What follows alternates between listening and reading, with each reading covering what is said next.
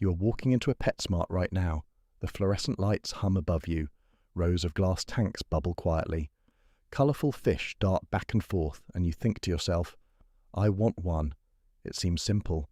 A fish, some water, a tank, maybe some decorations. How hard could it be? Most fish sold at pet stores are not beginner-friendly. Some are outright traps. Others are biological nightmares marketed as easy starter pets. And the worst part? The store doesn't care. They'll sell you a fish that needs a 150-gallon tank and tell you a 10-gallon is totally fine. Today, we're ranking the best and worst fish PetSmart sells, from F tier, absolute catastrophes, to S tier, the only fish that won't make you regret your life choices. Let's start with the worst. F tier, the absolute disasters. Number 1. Common goldfish, the biological mortgage. Walk into any pet store and you'll see them. Bright orange, swimming in circles, cheap as dirt. The common goldfish. Costs about 30 cents. Marketed as a bowlfish. Sold to children at fairs. The perfect first pet, right? Wrong. The common goldfish is not a bowlfish. It is not a small fish. It is not an easy fish. It is a carp that will grow over a foot long and live for 20+ years if you don't kill it first. Which you will, because nobody told you it needs a 75-gallon tank minimum. Here's what happens when you put a goldfish in a bowl. It doesn't stop growing on the outside, but its organs keep growing on the inside. The result? Organ failure, stunted spines, a miserable death, while you wonder why your easy pet keeps gulping at the surface like it's drowning. Because it is. Goldfish produce more waste than a small mammal. They are ammonia factories. Keeping one in a bowl is like locking yourself in a studio apartment with no windows and a broken toilet. You wouldn't last a week, neither does the goldfish, but pet stores keep selling them in tiny tanks with a plastic plant and a treasure chest, because you'll buy it, it'll die in 3 months, and you'll come back for another one. Verdict, F tier. This fish is a lie wrapped in scales. Number 2, common pleco, the tank-sized mistake. You see a little 2-inch pleco stuck to the glass. It's cute. It's cheap. The store employee says, oh, it'll clean your tank for you. Sure, for about 6 months.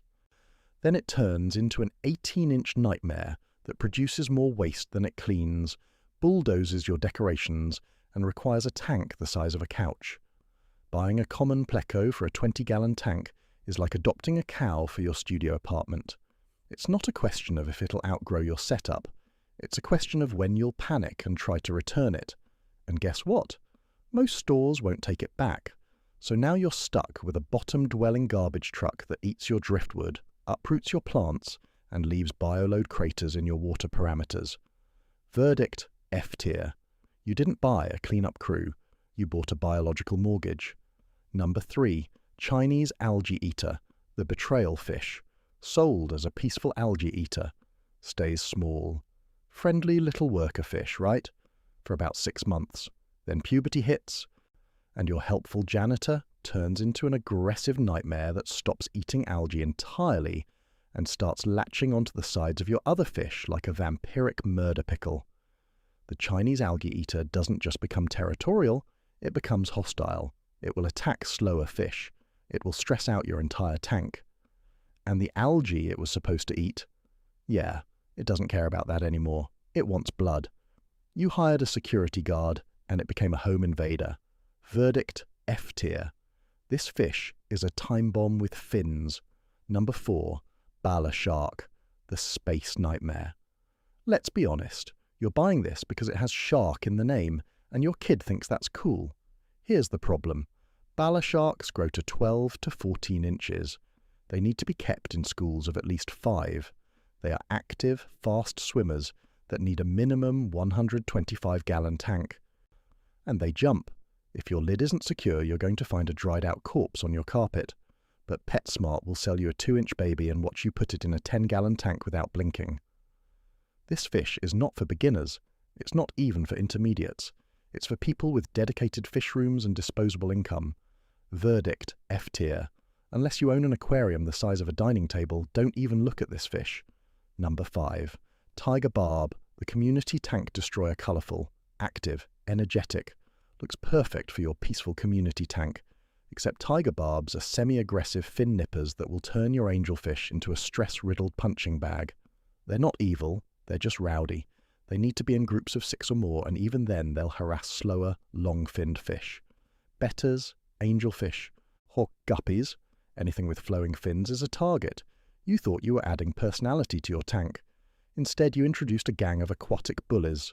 Verdict, F tier. Great fish. Wrong marketing. Terrible advice from stores. Transition. So that's F tier. 5 fish that should come with warning labels. But it gets worse before it gets better.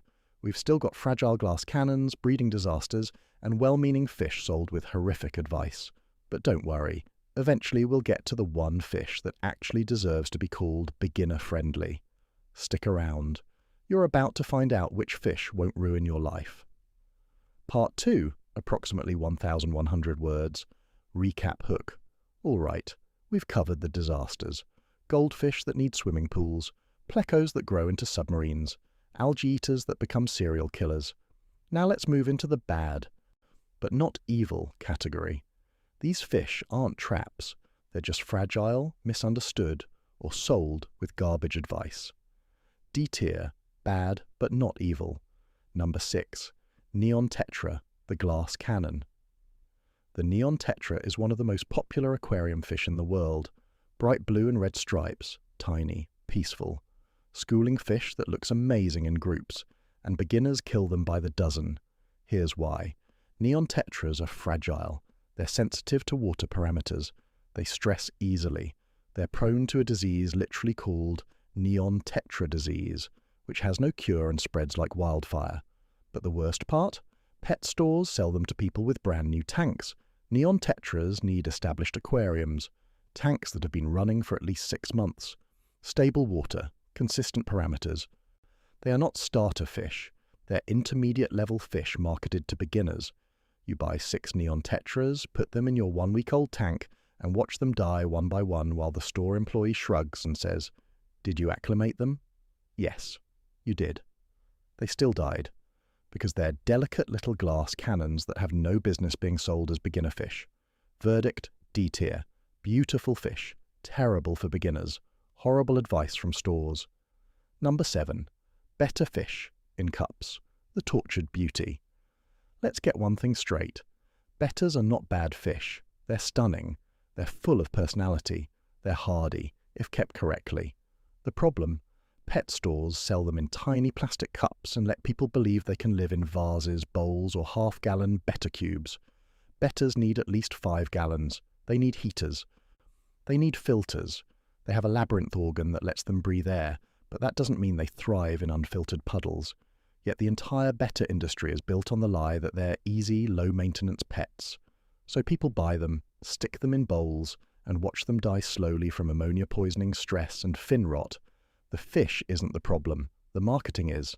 Verdict, D tier. Bettas deserve better. The way they're sold is a crime. C tier, acceptable, but with warnings. Number 8, guppy, the breeding nightmare. Guppies are hardy. Guppies are colourful. Guppies are peaceful. Guppies also breed like rabbits on espresso. Buy 2 guppies, 1 male, 1 female, and within a month you'll have 20. Within 3 months you'll have 100. They don't lay eggs. They give live birth, constantly, relentlessly, without mercy. And if you don't have a plan for the fry, you'll either end up with a tank so overstocked it crashes, or you'll be that person trying to give away guppies on Craigslist for free. Also, pet store guppies are inbred disasters. Weak genetics, prone to disease, short lifespans. If you can control the population and don't mind culling or separating males and females, guppies are fine. Otherwise, you're running a guppy factory. Verdict, C tier. Good fish, nightmare reproduction. Plan accordingly. Number 9, Corydoras catfish, the misunderstood bottom dweller. Corydoras are peaceful, adorable, and actually useful. They sift through substrate looking for food. They're social, hardy, and beginner-friendly. So why are they in C tier? Because pet stores tell you to keep them on gravel. And gravel destroys their barbels, the little whiskers they use to find food. Over time, this leads to infection, stress, and death. Also, Corridoras are schooling fish. They need groups of 6 or more, but stores sell them solo, and people buy one, thinking it's fine. It's not. A single cory in a gravel tank is a stressed, injured fish slowly dying while you think everything's fine. If you keep them in groups on sand with proper care, they're great. But the advice you get at the store will kill them. Verdict, C tier. Great fish. Terrible advice. Do your research. B tier, solid choices, number 10. Zebra danio, the honest beginner fish. Finally, a fish that actually deserves the beginner-friendly label. Zebra danios are hardy. They tolerate parameter swings. They handle the nitrogen cycle better than most fish. They're active, peaceful, and cheap. They're not perfect. They need at least a 20-gallon tank because they're fast swimmers. But they won't die if you breathe on them wrong. This is one of the few fish you can put in a new tank and have a decent chance of success. Verdict, B tier. A rare, honest recommendation from pet stores. S tier, the perfect beginner. Fish number 11, white cloud mountain minnow, the Goldilocks fish. Here it is, the one fish that checks every single box. The white cloud mountain minnow is hardy. It tolerates temperature swings, parameter changes, and beginner mistakes. Peaceful, won't bother other fish, won't nip fins, small, stays around 1.5 inches, fits in smaller tanks. Beautiful, subtle, elegant colours, red and blue highlights, cold water tolerant, doesn't even need a heater in most climates, handles cycling. You can survive the nitrogen cycle process that kills most fish. Cheap, costs almost nothing. This is the fish pet stores should be recommending. But they don't because it's not flashy. It doesn't have shark in the name. It won't make your kids scream with excitement, but it will live. And isn't that the whole point? Verdict, S tier. The only fish that actually lives up to the hype. Here's the reality. Pet stores are not your friends. They are businesses. They will sell you a goldfish in a bowl, a pleco for a 10-gallon tank, and a betta in a cup because you will buy it. The responsibility is on you. Fish can't speak. They can't tell you they're suffering. They can't complain when the water burns their gills or when their organs are failing. You cannot negotiate with ammonia. You cannot bargain with the nitrogen cycle. Biology doesn't care about your ignorance. If you're going to keep fish, do the research. Understand the commitment. Respect the living creature you're putting in a glass box. The fish didn't ask to be in your tank. You put it there. Now act like it.